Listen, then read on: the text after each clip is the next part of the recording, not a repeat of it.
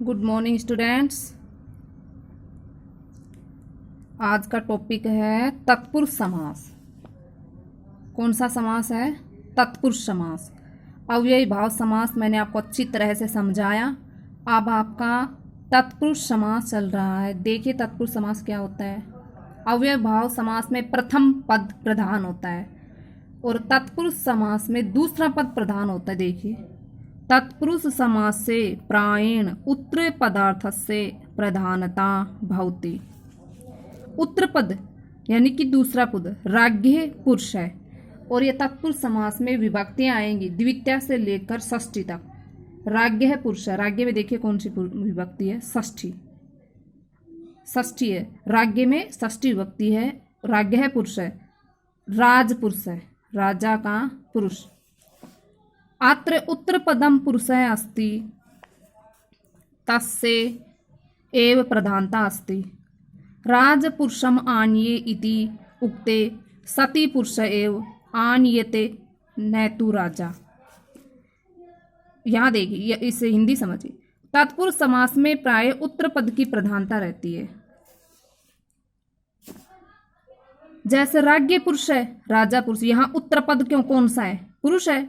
राजपुरुष में उत्तर पद कौन सा है? पुरुष है और उसकी ही प्रधानता है। राजपुरुष आनीय, यहाँ बोलने पर पुरुष हो, पुरुष ही की लाया जाता है, न कि राजा। राजपुरुष है, बोलने में हम पुरुष ही लाएंगे, न कि राजा को लेंगे। तत्पुरुष समास में पूर्व पद में जो विभक्ति होती है प्राय उसका नाम भी समास का नाम भी है। देखिए जैसे कृष्णम श्रित है। देखो जहाँ श्रित आएगा और जहाँ गतः आएगा, दोनों को ध्यान रखना। श्रितः गतः आएगा, इनके योग में द्वितीय विभक्ति होगी। देखिए कृष्णम में, ग्रामम में। श्रितः कृष्ण है, कृष्ण श्रितः आ गया। कृष्णम श्रितः, ग्राम गतः, ग्रामम गतः। द्वितीय तत्पुरुष समास, इनका विग्रह और पता होना चाहिए। जैसे आपको दूसरी विभक्ति और साथ में श्रित लगा आए तो समझो कि क्या होगा? द्वितीय तत्पुरुष समास। अगर सीधा भी पूछे ऑप्शन में आए कि द्वितीय तत्पुरुष है कि अव्ययी भाव है, कर्मधारय है, द्विगु है, तो आपको तत्पुरुष ही नाम देना है तो आप ये कहोगे तत्पुरुष समास, न कि द्वितीय तत्पुरुष।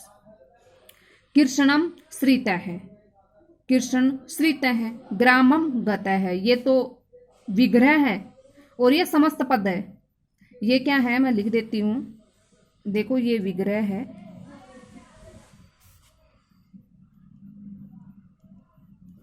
ये समस्त पद है। कृष्णम श्रितः है, कृष्ण श्रितः है। ग्रामम गतः है, ग्राम गतः है। हरिणा त्रातः, त्रा धातु मतलब रक्षा करना। त्रा मतलब होता है रक्षा करना, तो रक्षा करने के अर्थ में तृतीय विभक्ति होगी। हरिणा, हरिणा में कौन सी विभक्ति होगी? तृतीय। जब त्रा धातु आई है ना इसलिए, और तय में कित प्रत्यय है। हरिणा त्रातः, हरि त्रातः। मैं बोल दूंगी बेटा भूत बलि का समास विग्रह कीजिए। भूते भय बलि, भूते भय बलि। देखो बलि के योग में चतुर्थी विभक्ति आएगी, चतुर्थी तत्पुरुष। मैं बोलूं बेटा भूत बलि का समास विग्रह बताइए। भूते भय बलि है, भूते भय बलि है। चोर भयम, चोराद भयम, पंचमी तत्पुरुष। चोर भयम, चोराद भयम, मतलब भय अर्थ है तो उसके साथ कौन सी विभक्ति आएगी? पंचमी, चोराद भयम। मैं पूछूं राज्य पुरुष है, राज्ञ है पुरुष है, षष्ठी तत्पुरुष। अक्ष शोंड है, अक्षेषु शोंड है, यानी सप्तमी तत्पुरुष। अक्ष शोंड है, अक्षेषु शोंड है, ये हो गई आपकी सप्तमी तत्पुरुष। देखो द्वितीय भी आ गई, तृतीय भी, चतुर्थी भी, पंचमी भी, षष्ठी भी, सप्तमी। इन सभी विभक्तियों का प्रयोग होगा। किन किन के साथ होगा और क्या विग्रह होगा ये आपको याद करना है। मैं तो इतना कहूंगी कृष्ण श्रित में कौन सा समास है? तत्पुरुष।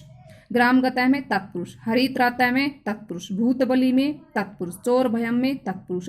अगर आपसे पूछूं कि आप बताइए चोर भयम में द्वितीय तत्पुरुष है या पंचमी तत्पुरुष या तृतीय तत्पुरुष, तब बताओगे कि पंचमी तत्पुरुष। वो सब पूछने के ऊपर निर्भर है कि मैं कैसे पूछ रही हूँ, उसका जवाब आपको कैसे देना है। इसका सबसे ज़्यादा जरूरी है समास की पहचान और इसका विग्रह याद होना चाहिए। कृष्ण है श्रित है, कृष्ण श्रित है, कृष्णम श्रित है। ग्राम गतः है, ग्रामम गतः है। हरि त्रातः, हरिणा त्रातः है। भूत बलि, भूतेभ्य बलि है। चोर भयम चोराद भयम, राजपुरुष है राज्ञः पुरुष है, अक्ष सोंड है अक्षेशु सोंड है। तो ये हो गया। अब तत्पुरुष समास हो गया। तत्पुरुष समास का भेद बताया मैंने, क्रमधारीय, क्रमधारीय समास। तो थोड़ा सा क्रमधारय समास समझिए। देखिए, तत्पुरुष समासस्य द्योपद्यो एक विभक्ति समान विभक्ति बहुति तदा से समानाधिकरण तत्पुरुष। जैसे कि समान विभक्ति होगी तो समान अधिकरण तत्पुरुष। समास क्रमधारय इति नाम्ना ज्ञायते। अस्मिन् समासे साधारणतः पूर्व पद विशेषण और उत्तर पद विशेष्य, ये आपको अच्छे से पता है। उपमान उपमेय विशेषण विशेष्य कौन से समास में होता है? क्रमधारय समास में। नीलम कमल यानी नीला कमल, और ये कौन से लिंग है इसका? नीलकमलम में नपुंसक लिंग। नीलकमलम जब ये है ना पीछे वाला नपुंसक लिंग है तो हम इसे भी करेंगे नीलम कमलम। देखिए, अस्मिन् उदाहरणे नीलम कमलम इति द्व्योपद्यो सप्तमी विभक्ति अर्थात प्रथमा विभक्ति अस्ति। अत्र नीलम इति पदम विशेषण कमलम इति पदम विशेषम, अतः यह क्रमधारय समास है। विशेषण और विशेष से संबंधित कौन सा समास होगा? क्रमधारय। क्रमधारय समास देखिए, जब तत्पुरुष समास के दोनों पदों में एक विभक्ति और समान विभक्ति होती है, एक जैसी, ये देखो नीलम में भी कमलम में भी, तब वह समान अधिकरण तत्पुरुष समास कहा जाएगा। यही समास क्रमधारय के नाम से भी जानते हैं। इस समास में साधारणतया पूर्व पद विशेषण और उत्तर पद विशेष्य होता है। देख लो, ये नीलम कमलम, देखिए नीलम कमलम, इन दो पदों में समान विभक्ति है। क्या अलग अलग है? नीलम में भी कमलम में भी द्वितीय है, दोनों में एक समान है, इसलिए अर्थात प्रथमा विभक्ति है। द्वितीय भी है। अगर नपुंसक लिंग में ले जाते हो तो वही है पत्रम पत्रे पत्राणि, पत्रम पत्रे पत्राणि, और यही प्रथमा मान लीजिए, प्रथमा है इसमें। यहाँ नीलम पद विशेषण है और कमलम पद विशेषण है, इसलिए क्रमधारय समास है। आगे देखिए इनके उदाहरण। विशेषण विशेष्य क्रमधारय, विशेषण विशेष्य क्रमधारय, यहां से लिखना है आपको। क्रमधारय समास डाल के हेडिंग और यहां से लिखोगे। और तत्पुरुष समास में ये लिखना है, इनकी पहचान हिंदी से स्टार्ट कर देना, जरूरी नहीं आप संस्कृत लिखो, जहाँ से हिंदी शुरू है ना वहाँ से लिखना शुरू कर देना, और इनके विग्रह और समस्त पद। क्रमधारय समास में यहाँ से लिखना शुरू करना, और जितने उदाहरण मैं समझाती हूँ उतना आप करना। विशेषण विशेष्य क्रमधारय, विशेषण विशेष्य, संस्कृत विग्रह और हिंदी विग्रह और समास। देखिए, आप समास को देखिए फिर इसका विग्रह कीजिए। पीताम्बरम, पीताम्बरम, देखो हिंदी क्या बनता है? पीला है जो वस्त्र, पीताम्बरम। पीतम अम्बरम इति। अभी सोचो कि इति कहाँ से आ गया? आप नहीं भी करोगे तो भी सही है। इति का अर्थ होता है जैसे अपन पूर्ण विराम नहीं लगा, नहीं, वो देखिए राम श्याम इत्यादि, इत्यादि कहते हैं, उसी के अनुसार इति है, यानी खत्म हो गया वाक्य। इति पीतम अम्बरम इति, पीला है जो वस्त्र, पीताम्बरम, ये कर्मधारय है, यानी पीला वस्त्र, वस्त्र की विशेषता बताई जा रही है। पीतम अम्बरम इति। तो देखिए विशेषण पीतम, विशेष्य अम्बरम, पीताम्बरम। रक्त कमलम, रक्त कमलम। अब ये जो लास्ट वाला है ना, जैसा है ना ये लास्ट वाला, तो वैसा ही पहला पद होगा। रक्त कमलम, रक्तम कमलम इति, लाल है जो कमल। अब ये देखिए वीर पुरुष है, ये देखो ये तो नपुंसक लिंग में था, इसलिए दोनों ही पद नपुंसक लिंग। जैसा विशेष्य वैसा विशेषण, ये विशेष्य रक्त विशेषण, तो जैसा विशेष्य वैसा विशेषण। वीर पुरुष है, जैसा विशेष्य वैसा विशेषण। वीर तो विशेषण और पुरुष विशेष्य। तो देखिए वीर है, पुरुष है, इति आ रहा है ना आपको समझ में। दीर्घ रज्जु है, जैसा रज्जु विशेष्य है, और ये दीर्घ क्या है? दीर्घ क्या है? विशेषण। दीर्घ रज्जु। लंबी है जो रस्सी, पर ध्यान दीजिए भी, ये दीर्घ रज्जु, रज्जु क्या है? रस्सी।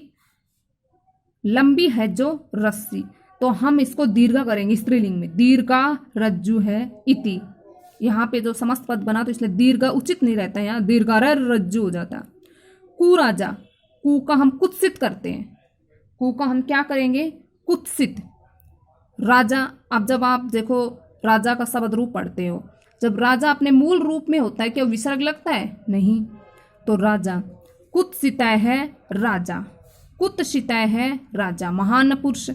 जब मूल पद होता है महान तो न के हलंत लगता है। जो भी नए वाला वाक्य आता है लगभग हलंत से ही रहता है। विसर्ग से बहुत कम संभावना है कि महान जैसे आएंगे तो उनके हलंत ही लगेगा। महान पुरुष है इति। देखो ये पुरुष है किस में आ रहा है? पुल्लिंग में, और ये महान भी पुल्लिंग में ही है, लेकिन यह नए हलंत आता है। नए हलंत क्यों आता है? अरे आप देखो जरा सा, ये देखो, क्या आप ऐसे कर सकते हो? महा, क्योंकि नए आधा हो गया तो बिंदु के रूप में चला गया, लेकिन गलत, इसलिए हम महान को हलंत लगा देते हैं। महान पुरुष है इति, इस तरह हो गए। श्वेत वस्त्रम, ये तो समस्त पद है और ये समास विग्रह है आपका। श्वेत वस्त्रम, अब ये आप ही बताओ, वस्त्रम नपुंसकलिंग में है तो ये विशेषण भी नपुंसकलिंग में आएगा। श्वेतम वस्त्रम इति। उन्नत वृक्ष है, वृक्ष है देखो पुल्लिंग में आ रहा है तो क्या करेंगे? उन्नत है वृक्ष है इति। सुंदर बालक है, सुंदर है बालक है इति। एका पुरुषा, एका पुरुषा देखिए, एका पुरुषा, एक अपुरुष है, ये ऐसे आ रहा है, एक अपुरुष है। देखो पुरुष है किस में आ रहा है? पुल्लिंग में, तो देखिए एक है पुरुष है, यह तो शायद मिस्टेक लग रहा है, एक का पुरुष नहीं कि एक पुरुष आएगा। परम पुरुष है, परम है पुरुष है इति। परम पुरुष हमने क्यों लिखा? क्योंकि पुरुष किस में आ रहा है? पुल्लिंग में, तो परम भी हम पुल्लिंग में करेंगे। परम है पुरुष है इति। नीलोत्पलम, नीलो उत्पलम, ये नील उत्पलम भी हो सकता है। देखो आप जरा सोचिए, आप विग्रह करोगे ना तो आप बता दोगे किसका होगा क्या। नीलोत्पलम, ये देखिए नीलोत्पलम, आप बताइए इसमें संधि कौन सी है? गुण, नील धन उत्पलम हुआ कि नहीं? नील धन उत्पलम। अब हम इस नील में क्यों करेंगे? क्योंकि उत्पलम है ना, ये नपुंसकलिंग में, जैसा विशेष से वैसा विशेषण, इसलिए हमने नीलम किया। अब तो आ गया होगा समझ में कि ये नीलोत्पलम आया है, तो हम इसका कैसे करेंगे? नीलम उत्पलम इति। महाराज है, महान राजा इति। बेटा आज के लिए इतना ही काफी। तत्पुरुष और कर्मधारय समास का एक ही पाठ पढ़ा है, विशेषण विशेष से। राइट एंड लर्न, अच्छी तरह से बार बार देखना इस वीडियो को, और बुक आपके पास है, बुक में से जितना जैसे बताया है वो राइट करना है। एक बार फिर सुन लीजिए। तत्पुरुष समास यहाँ से लिखोगे, कर्मधारय समास यहाँ से लिखोगे, और यहाँ तक के उदाहरण है। अच्छी तरह से याद भी होने चाहिए और लिखने भी हैं, और फिर मुझसे चेक करवाना ये। ओके स्टूडेंट्स, धन्यवाद।